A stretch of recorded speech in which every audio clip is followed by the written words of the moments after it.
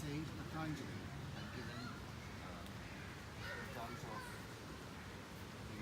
what we call 8 limbs of yoga. We'll study a little bit about that. Or will you do it? I completely forgot. Yes, okay. Just the fans there. Can everybody hear me now? Yeah. Yeah. Okay, great. So, just simple, very basic question. What is yoga? Can anybody volunteer to speak about it? What is yoga? Yoga is a yoga. It's Is- a connecting, like unity. Yes. Great. Anybody else? Yoga means, in Hindi, it is called Yoga means total. Total. Correct. Yes. Blessing yourself. Right. Depending on yourself. Yes. Good. So, yoga has come from the word yoga itself. Actually, yoga comes from yog. Yog means total. The sound of A that you hear with every names, like Krishna became Krishna, Arjun became Arjuna, Ashok became Ashoka, Shiv became Shiva. Similarly, yog became yoga too. Right?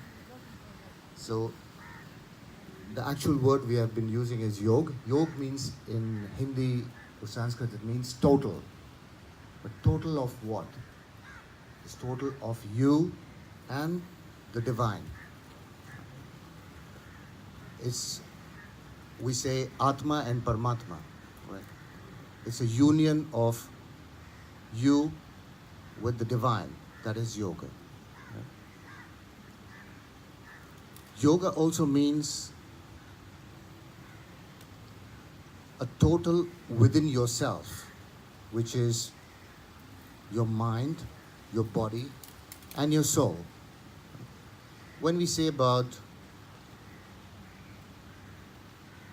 mind, what is that is related to mind? The thoughts, right? Then your body is your actions. So when we bring all these three things in one line, the thoughts, words, and action, we are aligned with ourselves. We are being honest with ourselves. Is what you're thinking, that is what you do. And what you do is what you're saying. Right? So everything is aligned with your thoughts, with your words, and your action. There is no disharmony between your mind and your body, because you're doing what you're saying and what you're thinking. So there is a complete alignment of thoughts, words, and action. That is yoga. Anything that you do consciously and with awareness, that is yoga.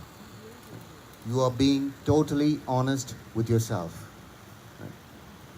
That is yoga. So some of you have had no exposure with the, as we say, philosophy part of it. So today we will try to understand where is yoga coming from, a little bit of history about yoga, how it started, right? Can somebody share some of their insights about where the yoga is coming from, how it started? Anybody wants to say something about the history or knows about it? Okay, right. Yoga is started from Hiranyakashyap. But Patanjali says Patanjali Yoga Sutra. So Maharishi Patanjali, he has, मुझे इतना हिंदी नहीं English नहीं आती है. महर्षि पतंजलि ने इसको publicly लेके आए थे. ब्रह्मा और ब्रह्मन के बीच में ये जब कन्वर्सेशन हुआ था, तो वहाँ से योग शुरू हुआ, जहाँ तक मुझे लगता है. Hiranyakashyap was much later. Much Yeah. before, I think. No, much later. There's much more history beyond that. So we will not get into the specific number of years when it started, how it started, but just to have a little bit of understanding. So over 10,000 years ago, uh, I'm not saying 11, 12, I'm saying over 10,000 years ago. So you can use your imagination. But over 10,000 years ago, there was a yogi that came down from the mountains. His name was Adi Yogi. We also believe Adi Yogi was Shiva himself. So Shiva is the source of yoga. Shiva was the first yogi on this planet. Right? So when he came down from the mountains, he just sat under the tree and people start to gather around him, and everybody was expecting he would say something, he would do something, but he just sat there under the tree. He did not say anything, he did not do anything. He simply sat there with his eyes closed. And people were waiting, so they waited for an hour, for 2 hours, for 3 hours. Then they started to move on, right? He said maybe he doesn't have anything to say. So after a couple of hours, there were only 7 people who was left. And they were called the Sapt Rishis, the 7 Rishis, the 7 saints. From that 7 saints, they went into all different directions and spread the knowledge of yoga. So they were the first followers and disciples of yoga. So later, after a couple of thousand years, there was something that was forming, and it was being called as Hatha Yoga. So Hatha Yoga is the grandfather of all the yogas on this planet, right? So there is a grandfather. So after a few more thousand years, about 5,000 years ago, there was a saint called Patanjali. So he saw that yoga was getting very specialized. You know, there were about 1,800 schools of yoga, and each was specializing in very unique things within yoga. Like today we have a doctors. You know, we have many doctors. We have doctors for your eye, for your nose, for your heart, for your legs. Okay. So in the future we will have doctors for the right leg and a doctor for the left leg. So that is how specialization is becoming. So he saw this and he said it is difficult for someone to come and learn yoga in one space. So he assembled everything, he arranged everything, and he gave it an order. And he called it 8 limbs of yoga. So Patanjali came and he structured yoga in a defined way that these are the things you need to do. Right? Because there was no structured thing before he came. Everybody was doing their own thing and however they want. So if you look at the world today, it is the same thing happening again. There are different thousands of yogas and you get confused what is what is what, right? You have things like, aerial yoga, beer yoga, naked yoga, all kind of names they are giving to yoga, right? But essentially, yoga is just one science. You are just making unnecessarily different branches of it, right? And confusing the whole lot of people. So, in a very simple words, Hatha Yoga is the grandfather of all the yogas, and Patanjali called it Ashtanga Yoga. Ashtanga Yoga means, Asht means 8, Anga means limbs. 8 limbs of yoga, right? So there's Hatha Yoga and there is Ashtanga Yoga. And the rest of the yoga that you hear about are the illegitimate children from the West. So this is being very blunt and honest. Is no need to get confused about how many types of yoga there, which one to follow. Everything is coming from the same source, right? But you must look at the authenticity of where it is coming from. Is it going to damage your body? Is it going to bring harm to your body? Right? Also, we have to understand that yoga was designed many, many thousands of years ago. Right? So, during those times, it was designed keeping men in mind, because it was socially not possible for a woman to go to a jungle and do yoga, right? So it was designed keeping men in mind, but that does not mean yoga is not for women. Of course, it's for women too. But when I'm talking about yoga, I'm talking about specifically about the asana, right?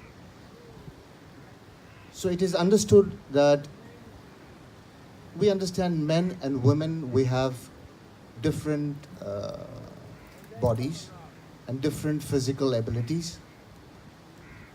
Of course, it's got nothing to do with equality. Men and women were always equal in our Vedas. We never questioned that, right?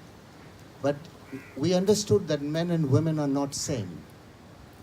They are definitely equal, but they are not same, right? So keeping this ability thing in our mind, how the nature has designed it, we must not go against the nature, right?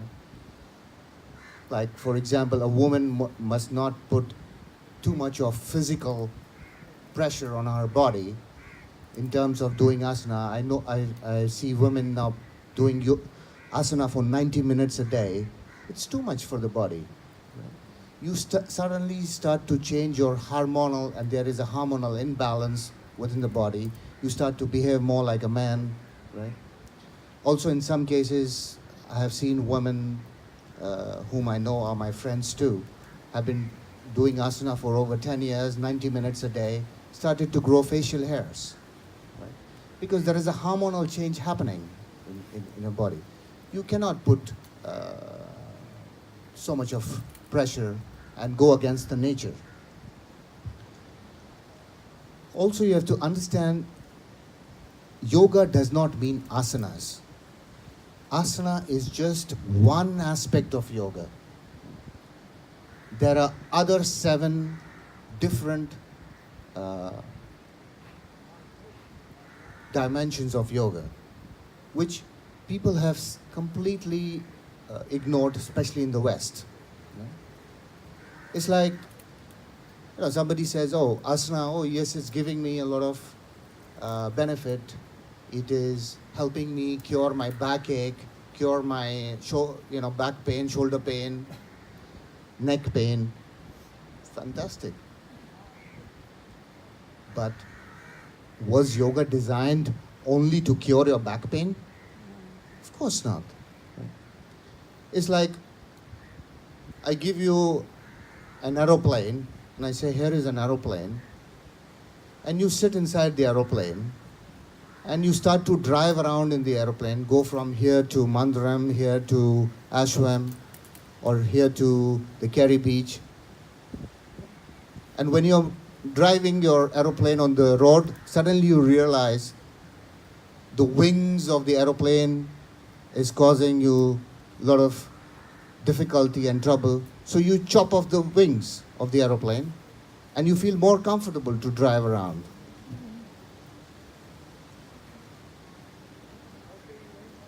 So this is what yoga has become in the West.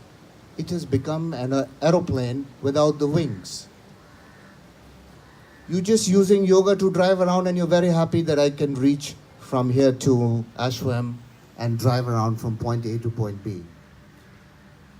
But somebody who knows how to fly an aeroplane will be very sad to see an aeroplane without the wings. So yoga was designed for you to fly. not with acro yoga. You were designed to fly, means you were designed to liberate yourself and not just move around and getting your back pain. Of course, these are getting rid of your back pain is a side effect. But there is much more thing to yoga than just going from point A to point B. So the real yogis, when they see yoga in the West, they feel, wow, it's become an aeroplane without the wings. You have chopped off the 7 wings and you're just using asana. So, maybe too loud, maybe a little bit, we can use the mirror.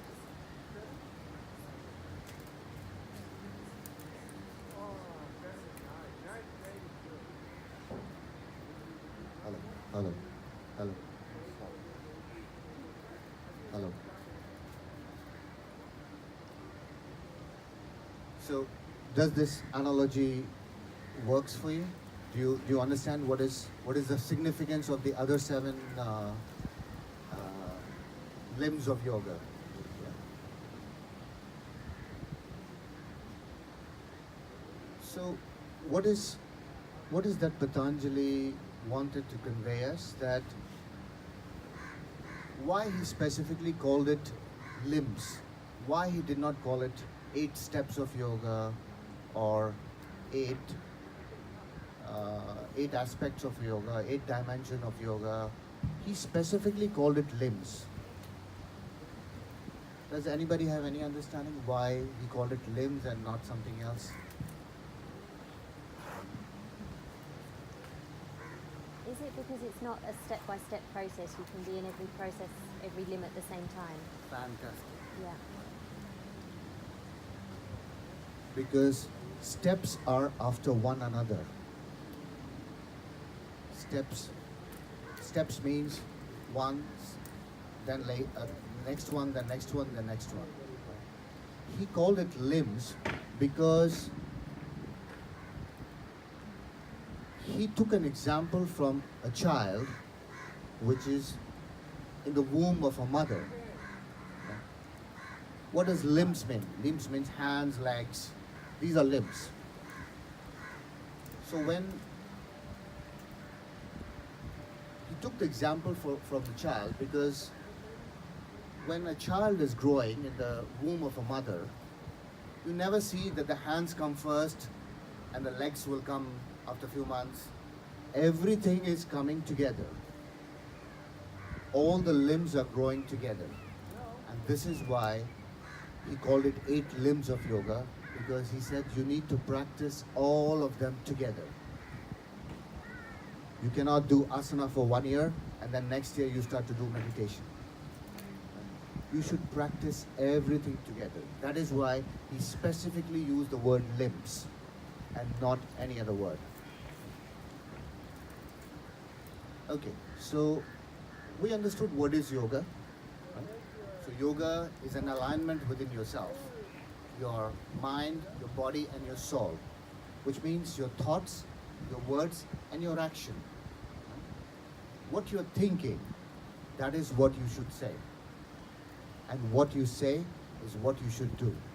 Right? So thoughts, words and action in one straight line.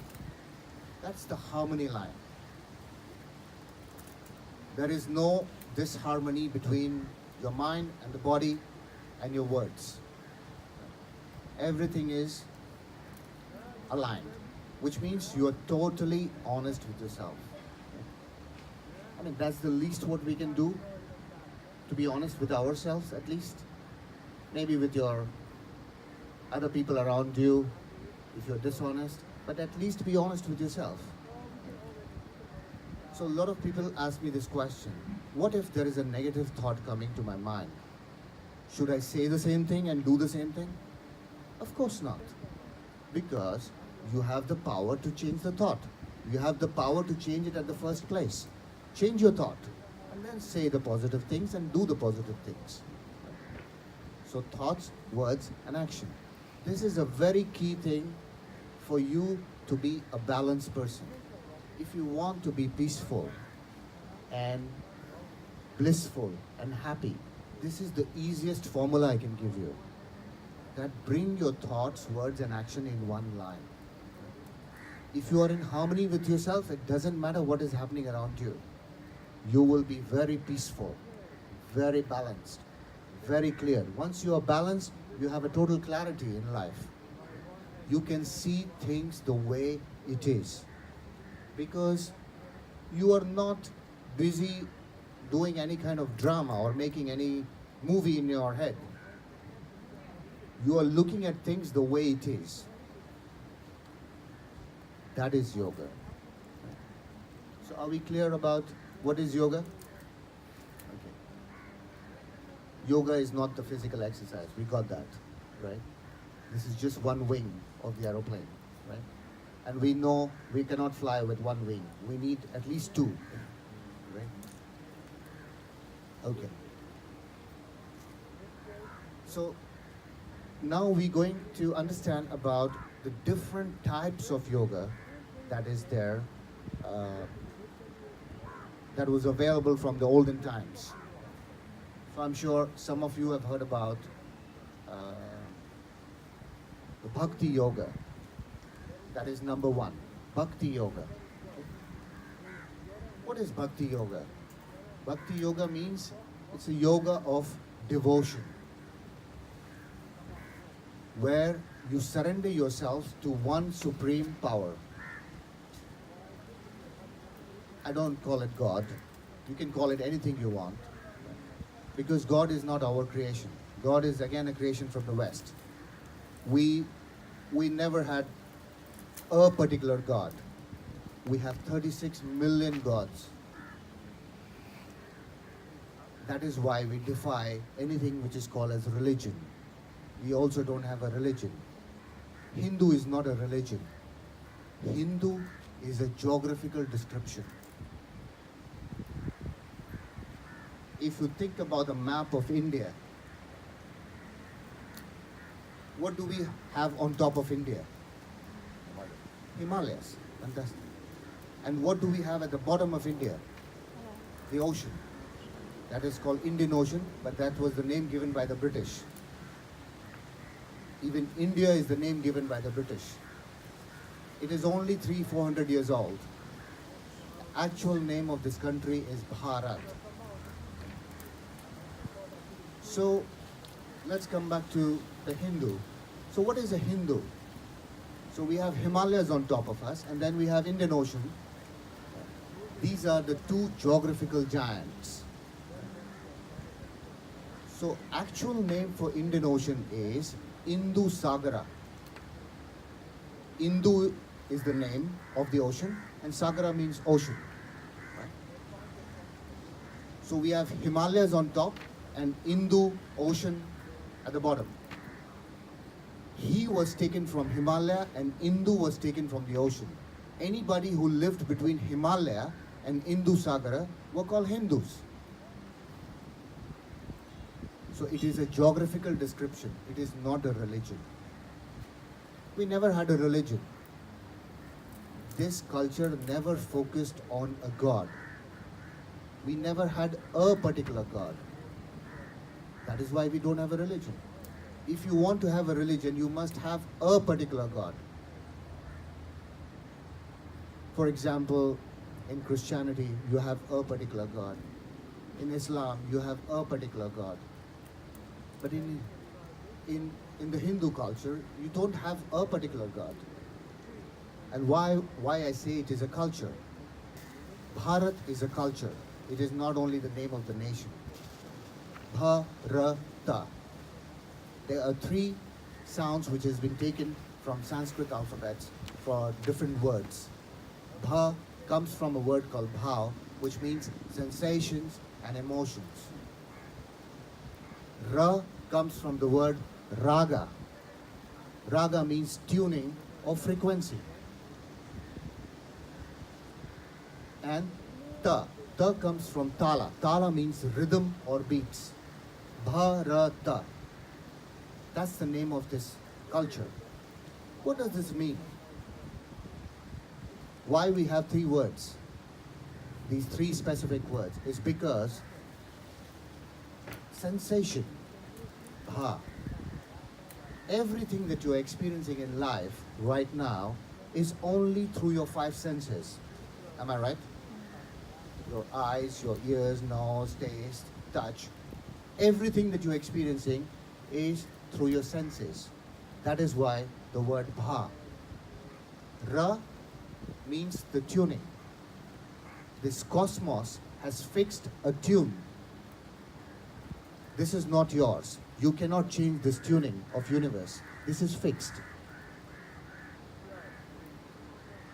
Then the word ta, which means tala. Tal means rhythm. This is yours. You need to match your rhythm with the tuning of this cosmos, and then the sensation of your life becomes beautiful. That is Bharat. That is the meaning of this country, or this nation, or this culture. That you need to learn how to match your rhythm with this music that the cosmos is playing, and then the sensation of your life will become very beautiful. All your experiences of life will become beautiful. But a lot of people are busy changing the tuning. They want to change the music of this cosmos, because for some reason it does not resonate with their own understanding. You cannot change the music. You come to a nation like this, in India, why like this, why like that, why there is garbage, why people are like that, why people are driving like this. You simply need to understand the music of this country. Once you understand what kind of music is playing, you will be able to match your rhythm. So instead of focusing on why this is like this, focus on what you can do with this, what is happening here, not why like this. Because it is like this. Acceptance is the first thing that you learn in this country. It is like this. This is the way it is. If it was not like this, it will be another Europe. And then you won't want to come here. So this is why this culture has always taught people, match your rhythm with the tuning of this cosmos, and then the experiences of life will become beautiful. You go to a dance floor, there is a music playing, right? There is only one kind of music playing there, and over 100 people are dancing on the same music, but everybody has got a different rhythm. Similarly, in life, we need to find our own rhythm, our own steps. We don't look at other people, what kind of step the other people is doing. No, it is your own rhythm. You have to find your own rhythm with this cosmos. So if there are 7 billion people on this planet, there are 7 billion different rhythms. You cannot dance on my rhythm. You have to find your own rhythm. Unless you're born as twins. No, just joke. So the idea is to find your own rhythm in life for your experiences to become beautiful. Does that make sense to all of you? Okay. So that was about the culture of this nation, about that there is no religion in this country, in this nation. All this thing has happened, all the adulteration that you see about religion, like Hinduism. Hinduism was not from this culture. It only came after invasions. So they came to this country and said, you have 36 million gods and goddesses, how come you don't have a religion? So because you are Hindu, your religion is Hinduism. And they rubbed it on our face. So religion is an import to this country. We never had a religion. A lot of people who are living in this nation, They are not aware of this because they do not have access to a lot of records and information which was burned down during their times of invasion in this country and colonization. So a university called Nalanda University was burned down because it was the most famous university, bigger than Harvard, much bigger than Oxford during those times. So it was completely burned down, and a lot of valuable information and knowledge was destroyed. But we are still getting this because it was passed on through our generations to generations by the word of mouth. Like a lot of things I learned from my grandmother and grandfather, they learned it from their forefathers. This is why we are still able to retain a lot of culture in this country. That is why there is still a lot of Bharat which is left in India.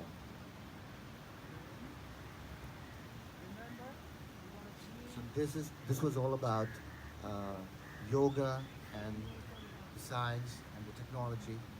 If I have to define yoga, it's a very, in today's terminology, because today we understand technology, right? So we have got gadgets, we have got phones. These are outer technologies. This brings us outer comforts and outer well-being. So if you have a phone, you can make a call from here to US or London, because science has given us technologies which is for our outer well-being. But today we have so much of technology on this planet, we have so much of comforts and conveniences, but why we are still miserable, lonely, depressed and stressed generation? Would you agree with me? This is the most stressed generation on this planet at the moment, right? Why? Even though we have so much of comforts and conveniences, why we are still so stressed? Why the generation before us, who did not have so much of comforts and conveniences, were more blissful and happy generation and more civilized? Because, you have something to say? Yeah, I was going to answer the question. Because we're looking outside for our happiness. Yes, because we We're are not looking- focusing yeah. too much on the outside comforts, right, and conveniences. We are not looking at the inside comforts and conveniences. We are too much about we should have a big bungalow, SUV car, or all kind of gadgets in the house. But we are not focusing on the inside. So yoga, like this is information technology is a technology for your outer well-being. Yes, I come from an IT background, so I understand it very well, and that's why I chose this inner transformation and inner technology, right? So information technology is a technology for your outside comforts and conveniences. Similarly, yoga is a technology for your inner comforts and conveniences. It's a technology for your inner well-being. It's a science, it's a technology. So, thousands of years later, we started to focus too much on the outside comforts. And we have completely forgotten. That's why the world is running after yoga now, is because all these outside comforts is not bringing them peace and happiness and blissfulness. That is why they are searching for inner comforts. That is why they are running towards yoga. But again, what mistake they're making is they're only trying to fly with one wing. Definitely you cannot fly with one wing.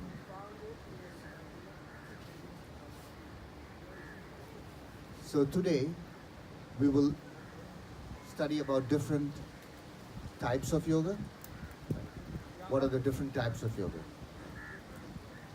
So the number one is Bhakti Yoga, which is a yoga of devotion, where you surrender to God and you say, God, you are the one who will take care of me. I surrender all my problems to you, and I surrender myself to you. I have a lot of problems, but I give it to you. You take care of it. It's not my business. All right? So all the religions on this planet is like a bhakti yoga. Right? You go to God and you surrender all your problems to Him, and you share everything what you have with Him in terms of your happiness, sadness, and you believe that there is only one superpower, and you surrender to that superpower, right? So that is Bhakti Yoga, yoga of devotion. Number two is mantra or japa yoga. Yesterday you had some exposure towards mantra yoga. So mantra yoga and japa yoga. Mantra yoga, what is the difference between mantra and japa yoga? So mantra yoga is where you are reciting. It's a yoga of recitation. Mantra or japa yoga is a yoga of recitation. Recitation means you recite something over and over again. Right? So when you recite something over and over again, because there is a science involved in that joining of the sound of mantra and the japa, you cleanse your system within and you cleanse the surroundings around you. So it works both ways. It cleanses your inside and it cleanses your outside. That's why in India when we want to have a cleansing in our house, we perform a very big puja or havan, and we do a lot of mantra and chanting in that. So when that mantra and chanting happens, the cleansing of house happens. Okay? So now the difference between mantra and japa. Mantra is longer in version. You have to remember, you need a lot of memory. Like for example, if you have to say Gayatri mantra, it's a 4-line thing and you have to memorize it. Om Bhur Bhuvaswaha Tat Savitur Varenyam Bhargo Devasya Dhimahi Dhiyo Yo Nah Prachodayat. So that is a Gayatri mantra. You have to memorize it. But japa is something which is very easy to remember and easy to enchant. You were sitting maybe at the bhajan yesterday when at the lounge in Love Temple, and you would have heard about Om Namah Shivaya, Om Namah Shivaya. That's a japa. That's shorter in version, but it has the same effect. It's not like mantra has more effect, or of course mantra and chanting is for specific purposes also, but that is we call yoga of recitation. The japa yoga, easy to remember. Mantra, you have to memorize it. Yes? Yeah? Are we clear with this? Okay. So that was the second form of yoga. The third form of yoga is karma yoga. What is karma yoga? Karma means action. What you do. Right? When I say do, action does not only mean in the word of physical action. Even your thinking, that is an action. So there are 3 types of karmas. There is a good karma, there is a bad karma, and there is a perfect karma. So of course we understand bad karma. I think everybody understands what is a bad karma. The good karma is something you do good, right? And you are expecting something in return. Like, let's say you want to open a big, huge hospital for needy people, right? Can you repeat your name for me? Philip, right? Philip. Okay, so Philip wants to open a huge hospital for needy people, right? And he spent millions of dollars on that. But then he puts his name on top. It says Philip's Hospital. That means you're investing something, expecting something in return, that everybody knows you and you become famous. So there is an expectation behind your deed. It is still a good karma. You're still doing a good job, Philip. I don't have a tower like Trump. Okay. So you're still doing a good job, but there is an expectation behind that thing. It is still a good karma. Right? What is a perfect karma? A perfect karma is, for example, you're walking at the beach in Arambol and you meet somebody, a poor man who's needy and in need of help, right? And you gave him 100 rupees. And then you come back and you're sitting with your friends in the lounge. But you don't share it for the sake of appreciation. You don't share this that I met an old man and I gave him 100 rupees and everybody says, wow, Philip, you are such a good man. So when you do something good, it is between you, the other person, and the universe. Nobody else knows about it. I'm sure some of you have read Bible by chance. In the Bible, Jesus said, if your right hand does some good, don't let the left hand know about it. It's to that level he is going and giving you wisdom that if you do a good job, don't go on blah blah blah blah blah. Then it's finished. It is no more a perfect karma. It is just a good karma. Okay? There is nothing wrong in doing good karma. But you want to touch something at the highest level. You have come here as human beings to reach your highest potential, not to be a mediocre. Have you come here to live a mediocre life? Of course not. You've come here to live the fullest, the ultimate potential what a human being can be. But do you know that you are not even living 1% of the potential that you have?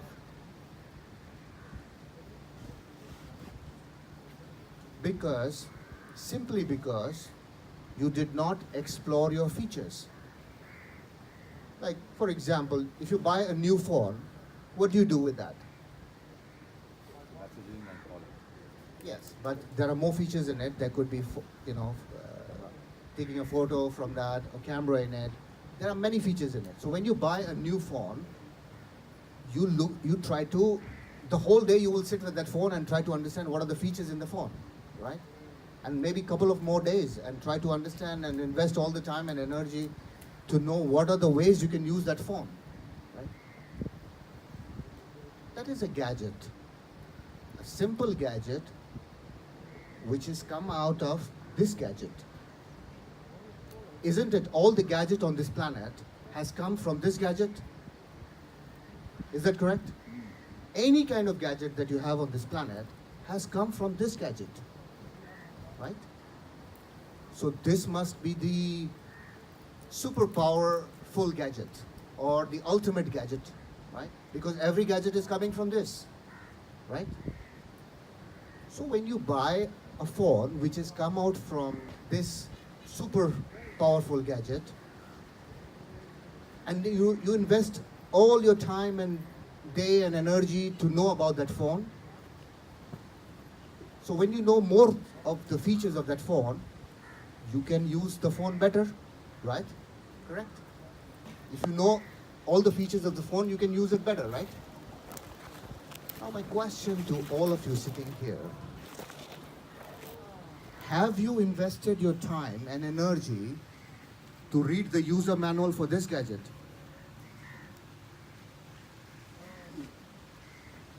So if you have not invested your time and energy to use this gadget, that means you are not using all the features of this gadget.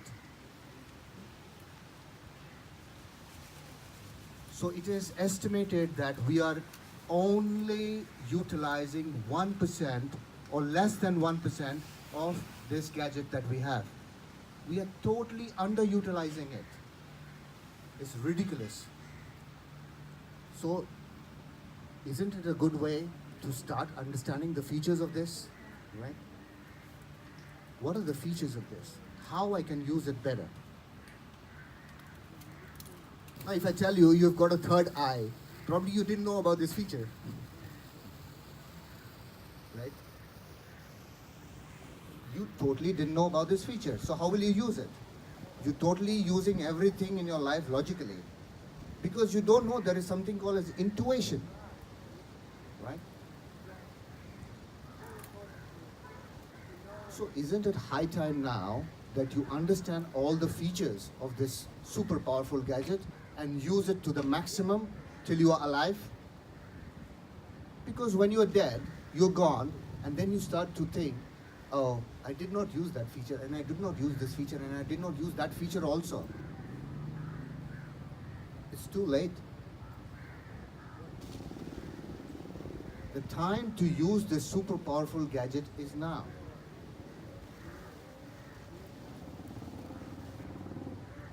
So the first step is to learn the features.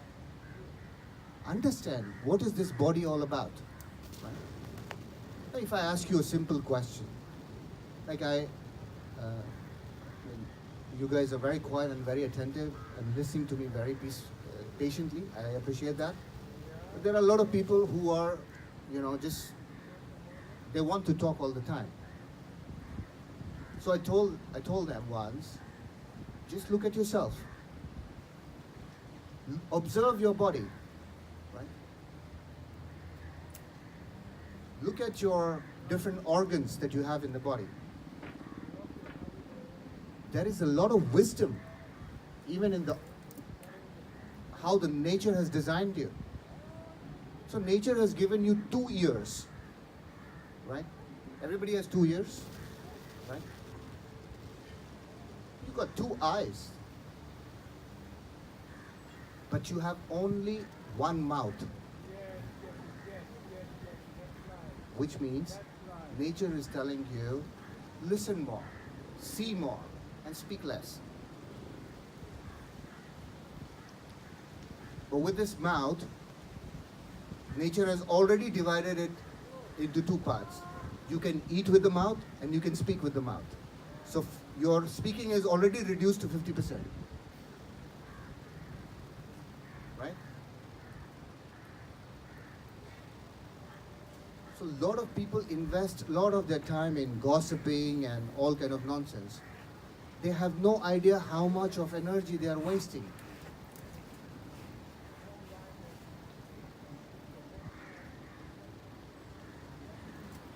Did you know that even just while you are sitting here and just listening, you are consuming 20% of your energy? Just by sitting and listening. Imagine how much would you invest while you're speaking all the time. So nature has always told you how to function. It's just that you did not have enough time to observe yourself. It always told you, speak less, observe more, and listen more. You can function with 1 eye. You can also function with 1 ear. But it has still given you 2 of them. It's reminding you, observe more and listen more. Now, another phenomenal thing I will add to this is, maybe you did not observe this consciously, but it is possible to shut your mouth, but it is not possible to shut your ear automatically. Your ears are always open, even while you're sleeping. That means nature is telling you, listen, listen, listen, 24 hours a day, and all your life. Listen. So, even your eyes, when you're sleeping, you can shut it down. Your mouth, you can shut it down. But ears, no, you cannot. Probably you never looked at it this way.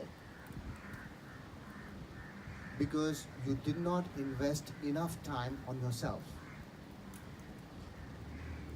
on the power and the potential that you have within you. How many elements are we made of? Does anybody know that? 5. Yes? 5. What is this universe made of? How many elements? 5. So if universe has the 5 elements and we also have the 5 elements, that means I am the universe.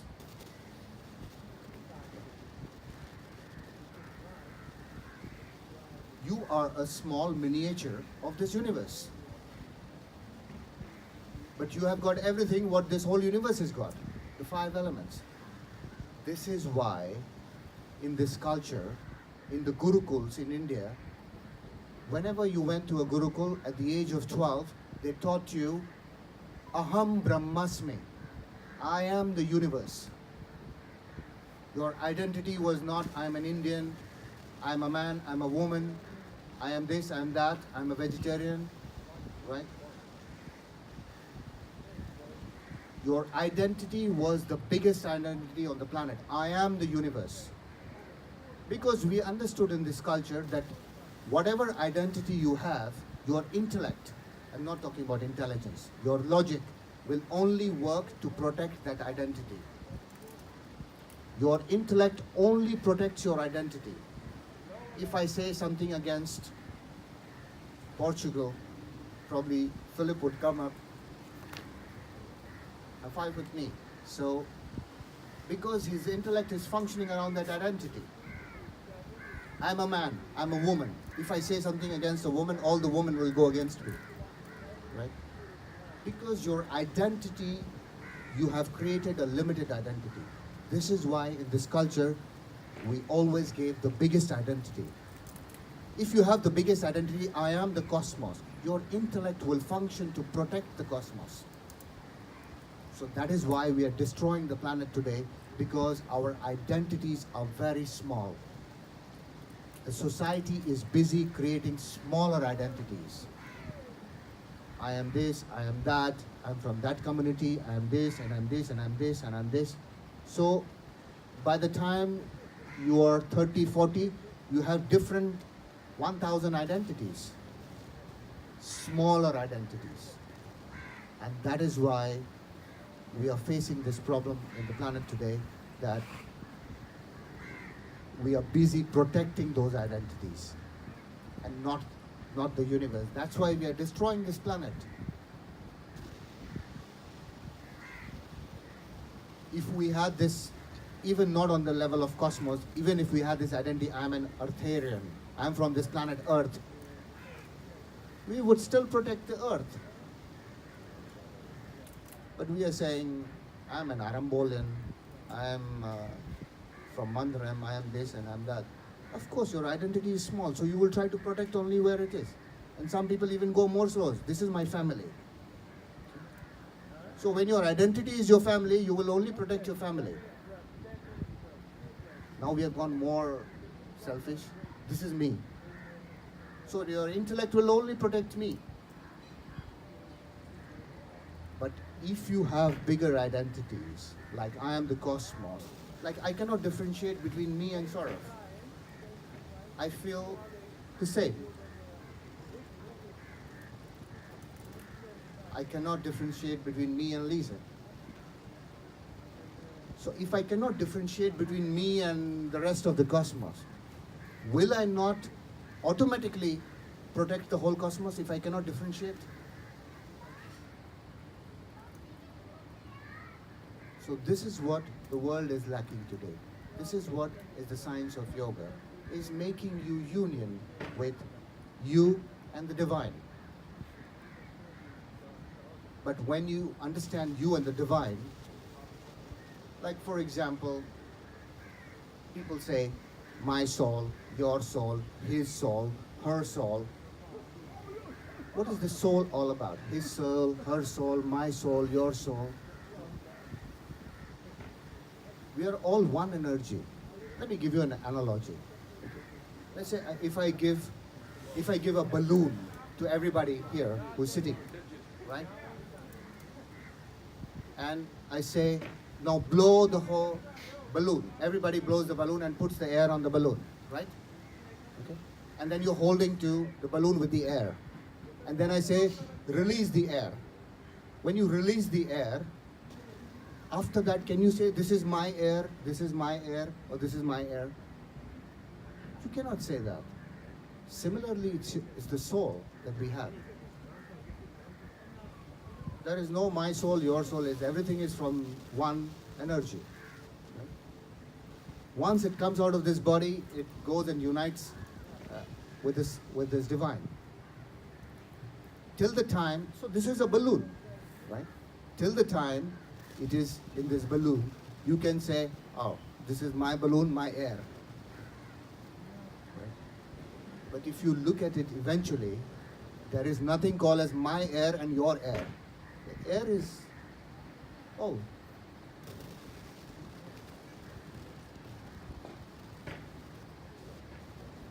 Okay, so from Karma Yoga, there was the 3 types of yoga, and then we have something called as, does anybody know more forms of yoga?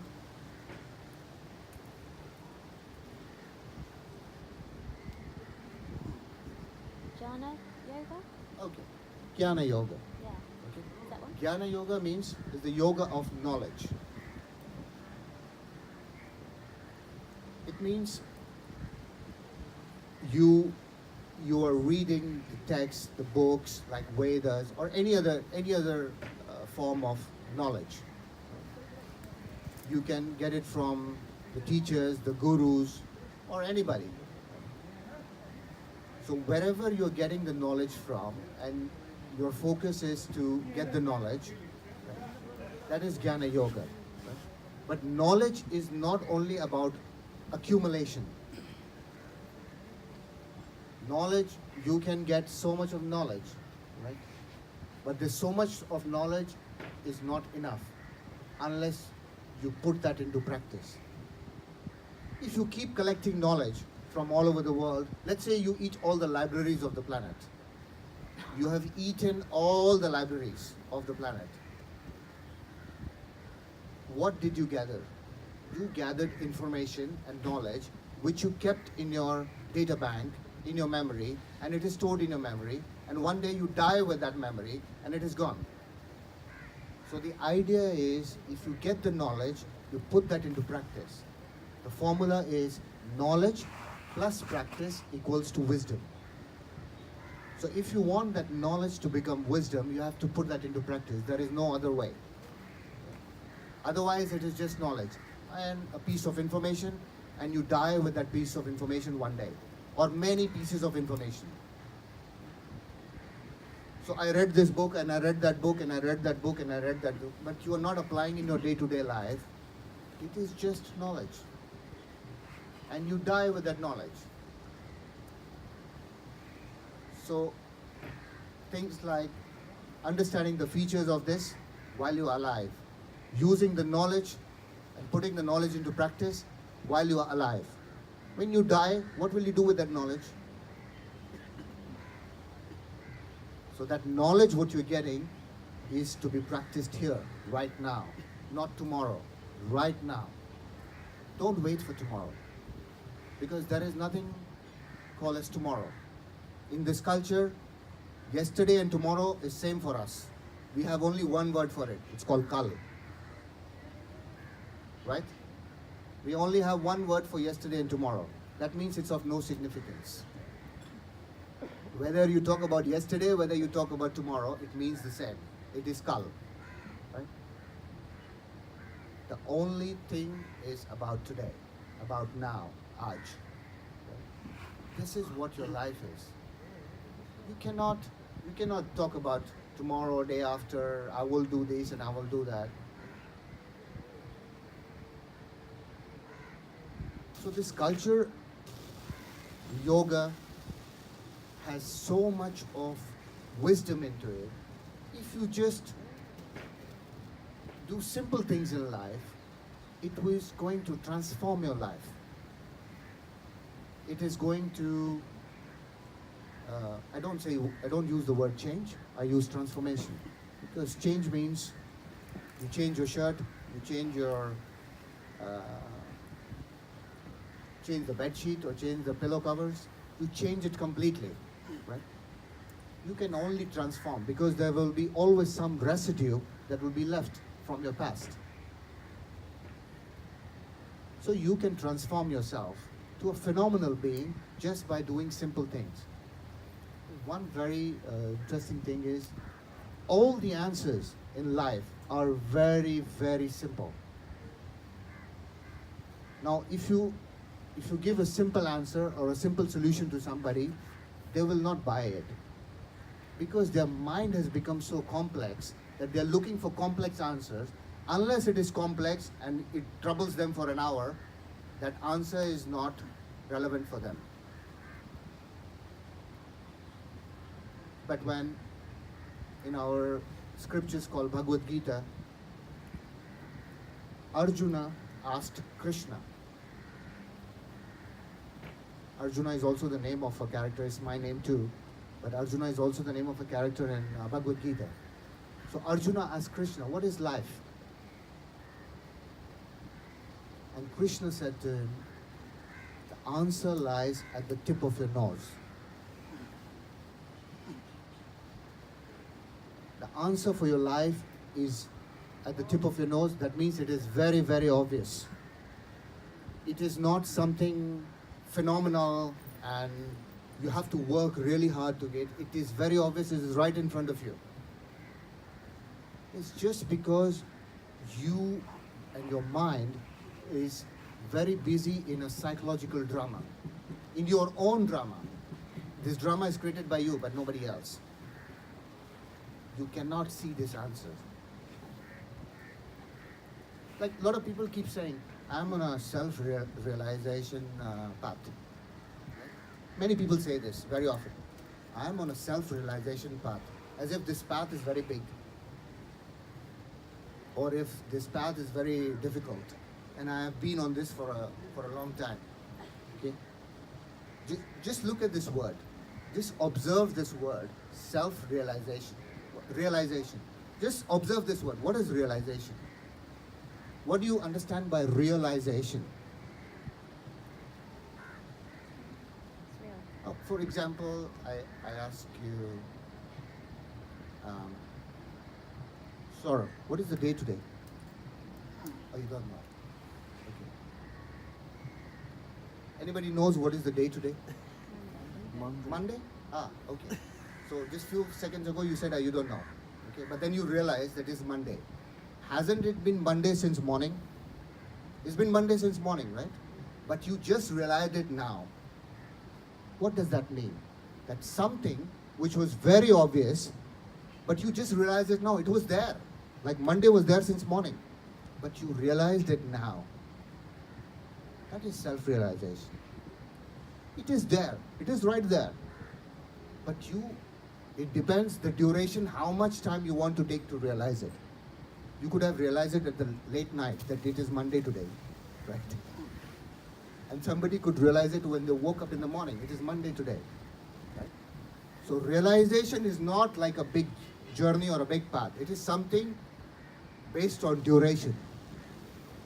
Now the duration lies in your hand. Whether you want to take 1 year, 10 years, 20 years, 30 years, 50 years, 60 years. Choice is yours. This duration is in your hands. How much time I want to take to realize what is life? Because it's a very obvious thing. That is why we call it self-realization. And it is not, this realization is not inside the ocean. It is right here, inside you. Yeah. And it is not even a journey. Because in a journey, there has to be some distance, no? If you want to say, from here to Mandram is 5 kilometers or 3 kilometers, yeah? and you have to do the journey from here to Mandaram or here to Panjim or here to Delhi or here to Moscow or here to Portugal, right? It's not even a journey because there is no distance. How much is a distance from you to you? There is no distance from you to you. So there is no journey. You can't even say I'm on a spiritual journey. Like you cannot say I'm on a self-realization path. You cannot even say I'm on a spiritual journey because there is no distance. If there is no distance, then how can there be a journey? In order for you to have a journey, there must be a distance. But if there is no distance, then there is no journey. As simple. Which means you are fooling yourself. I'm on a spiritual journey. A lot of people also associate self-realization with sufferings. You must suffer to, like for example, you must know what is sadness to experience happiness, or you must, have some kind of suffering to know what is blissfulness. But the man who himself got enlightened, Buddha, he said, you don't need to suffer. You don't need to suffer to be enlightened. He himself suffered. But when he was enlightened, he said, you don't need to suffer. When the man who suffered and got enlightened, he himself is telling, you don't need to suffer. Why people are so much focusing on suffering now? That I must suffer, only then I will reach enlightenment. Just for your information, Buddha was not only the person who was, we know him as Buddha, Gautama Buddha, but he was not only the person who was enlightened. There have been thousands of Buddha in this country. Thousands. Buddha is not a name, it's a title given to somebody. Buddha comes from word, we have Buddhi. Buddhi means intellect. Intellect means logic. Okay? And Buddha means Bu from Buddhi, and Dha means above. Anybody who is above intellect or logic is a Buddha. That means if you transcend your logics, you will become a Buddha.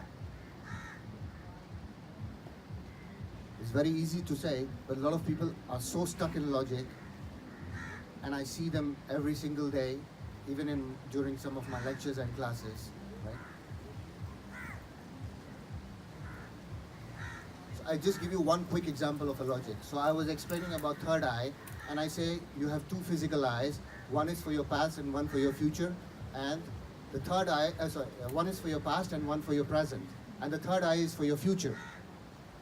So this man from Holland asks me this question: the right eye or the left eye?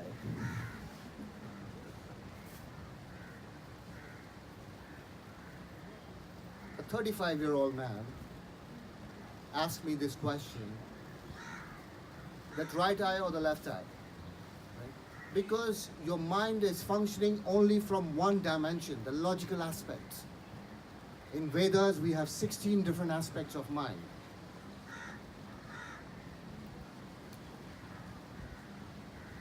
And it is very clearly mentioned in Vedas, if you want to become a Buddha, you have to transcend logic. Not only logic, but your other aspects, your identity, your memory, and other things. And then you become a Buddha.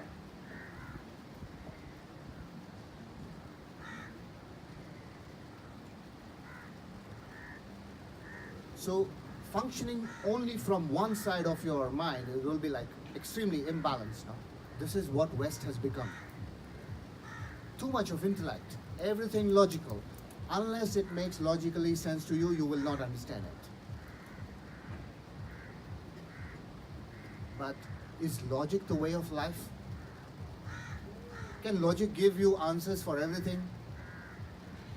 Can technicalities give you answer for everything? I tried it. I come from a technical background. I worked for almost a decade in information technology. but then I was not getting my answers.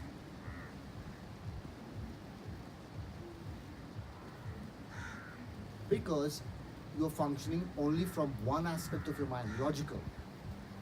If I give you a telephone, a mobile phone, and I say, I want you to know this phone, you will open up the phone, remove all the parts, take out the battery, this, that, and everything, and you will know all the parts of the phone. If I give you a frog, and I say, now know the frog, you will cut open the frog, you will dissect the frog, and you will know about the heart, kidney, liver, and other things of the frog. But what is the consequence? The consequence is that poor frog is not there anymore. So can you know everything in life like this? Logically? Intellectually? Of course not. This is where the Western mind is facing lots and lots of trouble. Because logic is limited. Knowledge is limited. We have to use another dimension of our mind to understand things which is not physical in nature, which is not material in nature. For example, you want to know life. You want to know, let's say, your mother. Will you cut her open? Because that's not the logical way to know life. You have to use another dimension of your mind, which in Sanskrit we call it Chitta. You have to use your Chitta for other aspects of life. Because logic is only for your survival. Till the time you want to survive, you can use logic. There's nothing wrong with it. But if you want to go beyond survival, right? When I say beyond survival means eating, sleeping, and procreating. If you want to go beyond survival, then you need to use another aspects of your mind, which in English is translated as pure intelligence. We just don't use intelligence. We say pure intelligence. There's a lot of emphasis on that, pure intelligence. Because thousands of years ago, they knew that mankind will come up with artificial intelligence too. That is why they call it pure intelligence. So if you want to know life, you need to use another aspect of your mind. The pure intelligence, the Chitta. Right now, a lot of people are stuck in their Buddhi, the intellect, the logical part. But you can know only limited and physical things by it.